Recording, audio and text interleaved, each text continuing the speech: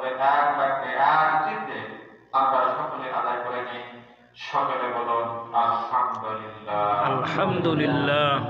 আবার বলি আলহামদুলিল্লাহ।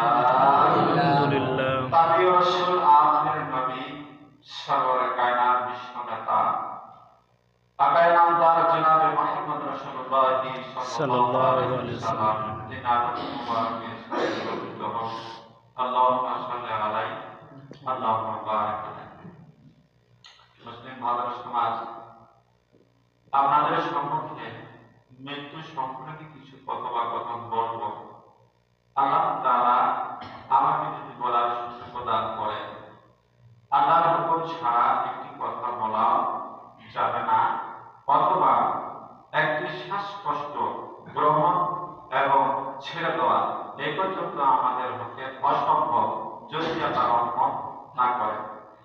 তো আল্লাহ তাআলা রহমতের আল্লাহ তাআলার নিকটে আল্লাহর কাছে সাহায্য চাচ্ছি এবং সুযোগ চাচ্ছি যে আল্লাহ কিছু কথা বলা, তোমারই পাক কালাম থেকে, রাসূলের হাদিস থেকে কিছু কথা বলার আল্লাহ আমাকে সুযোগ প্রদান করুন।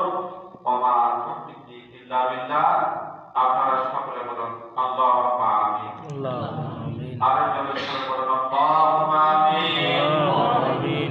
মুসলিম ভাইদের সমাজ, আজকে বাবা আদম আলাইহিস সালাম থেকে আমাদের বিশ্ব নবী পর্যন্ত, বিশ্ব নবী থেকে আজ পর্যন্ত সারা দুনিয়ার মধ্যে আপনারা আমরা 150 বছরের লোক কেউ দেখাইতে পারবো না। কথা ঠিক না বেশি? কত বছর? 150 বছর। হয়তো বা গ্রামের মধ্যে থাকতে পারে 100 বছরের মানুষ, মজা হতে পারে, পুরুষ হতে পারে, কিন্তু 150 বছরের লোক আমরা দুনিয়ার মধ্যে দেখতে পাবো না। বেঁচে নেই এটাই ঠিক। আমরাও কখন চলে যাব।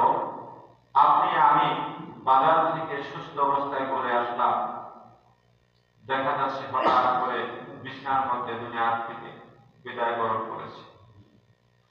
আমরা সমস্যাগুলির কথা বলি, উনি ক্যান্সার রোগে মারা গেছে, হার্ট রোগে মারা গেছে, হৃদ রোগে মারা গেছে, বিভিন্ন প্রকারের।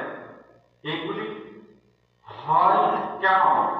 আল্লাহ দেয়, বিদায় হয়। কথা ঠিক না ঠিক? আল্লাহ তাআলা যে কোনো অসিলায় আপনাদেরকে আমাদেরকে দুনিয়া থেকে উঠায় নাই, যে কোনো অসিলা দিয়ে আপনাদেরকে উঠায় নাই। তো অতএব সকলকে আমাদেরকে মৃত্যুবরণ করতেই হবে। কথা ঠিক না ঠিক? তো মুসলিম ভাইদের সমাজ, আব্দুল কাদের জিলানী রাহমাতুল্লাহি আলাইহি তিনি কথা বলতেছেন।